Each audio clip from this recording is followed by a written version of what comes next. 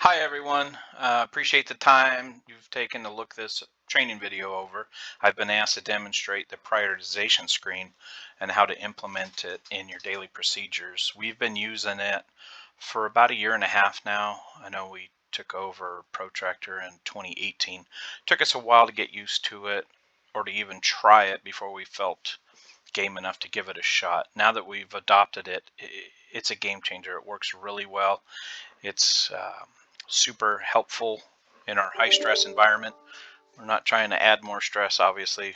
We're trying to mitigate as much as that we can. So going in with no plan, I feel just causes chaos. At least we have a plan, and as long as you know that it's a fluid situation, you're going to be changing it all the time. It's extremely helpful to the teammates who can look at the schedule in a glance while they're on the phone with a client, see what's coming in, see what the holdover is, without having to stop, put them on hold, ask the service advisors, go find them out in the shop, what's going on, that kind of thing. So the system only works if everybody's using it. You can't use it when it works to your advantage or when you feel like it, and then abandon it when it's inconvenient. So consider the whole team.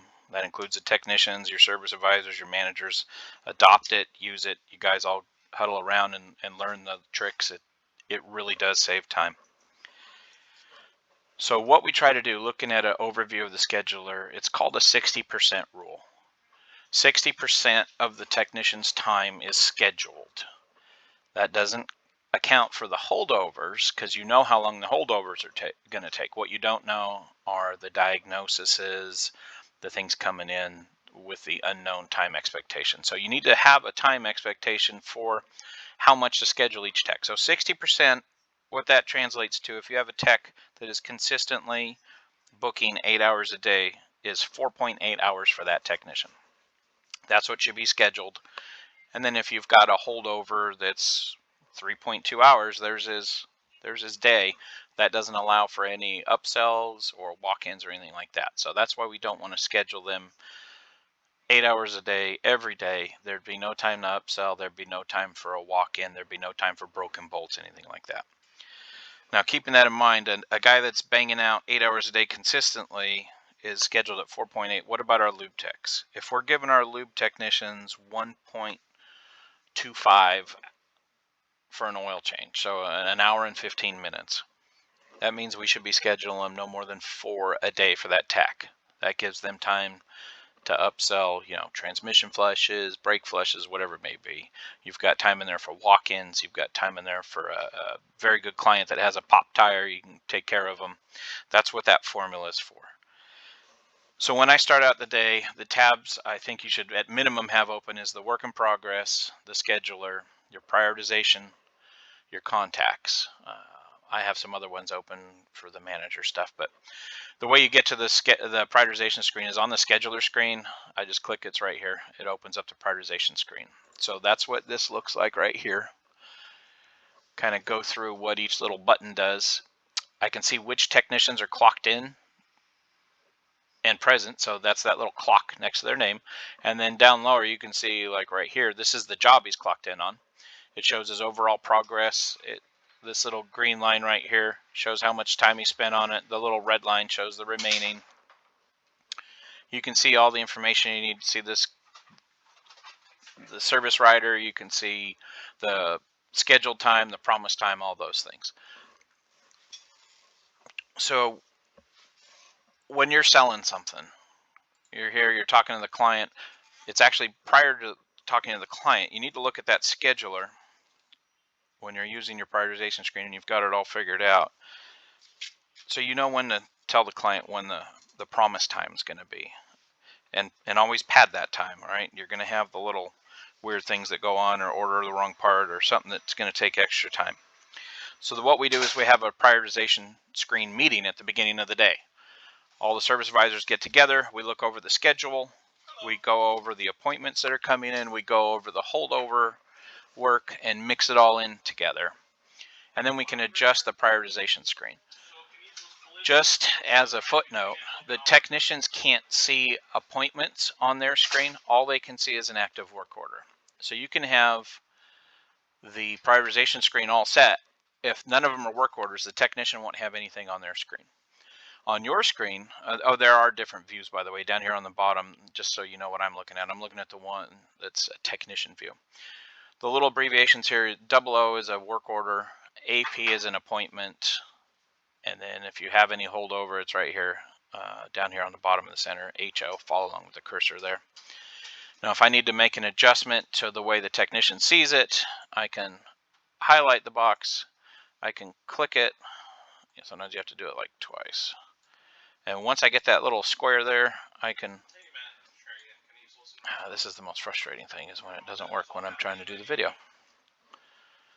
My finger was too fast. So I highlight it, and then I can drag it and put it in front of whatever I need to do.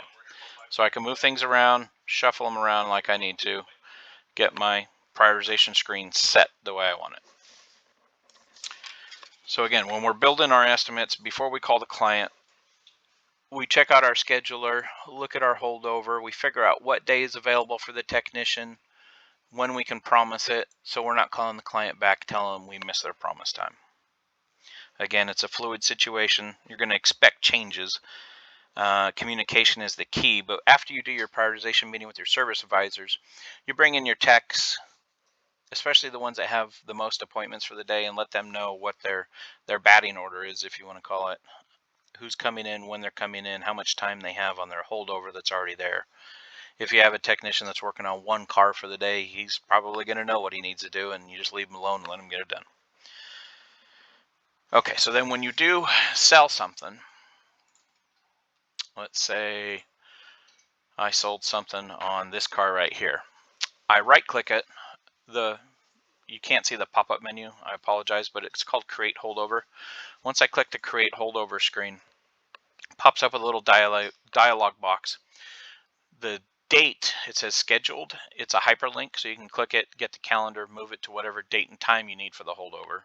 Put in the duration for the holdover. So I'm going to make this, just so you can see it on the scheduler, I'm going to make it for May 1st for Mr. De Jesus. I'm going to make it a 6-hour appointment.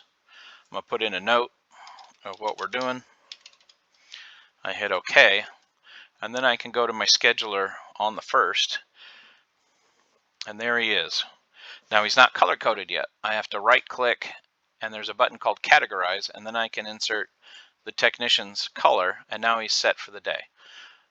Just at a glance, if somebody's working at their desk, get a phone call, want to see what Saturday looks like, you can pop up, oh, he's got a carryover job here from 7:30 to 1:30.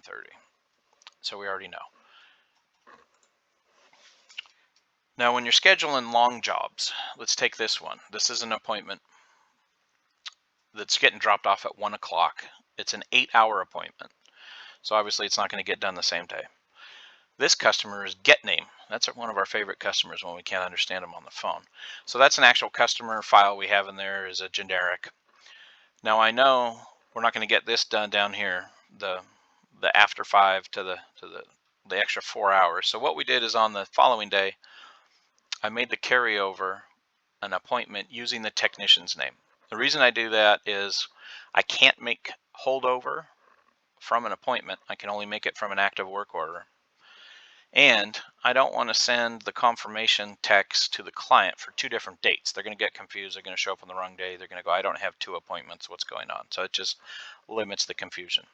Now, once I make this a work order, then I can build my carryover, put it on the following day under their name, their car, so nobody's confused at who's doing what. I think that pretty much covers it.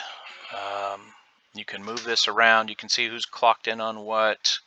And then just remember, once you sell something, make sure you add the holdover, put it on the day when they're going to be working on it, or the multiple days, and use the technician's name as the placeholder, and put in the note so the other service advisors know what's going on. I hope this helps. Thank you.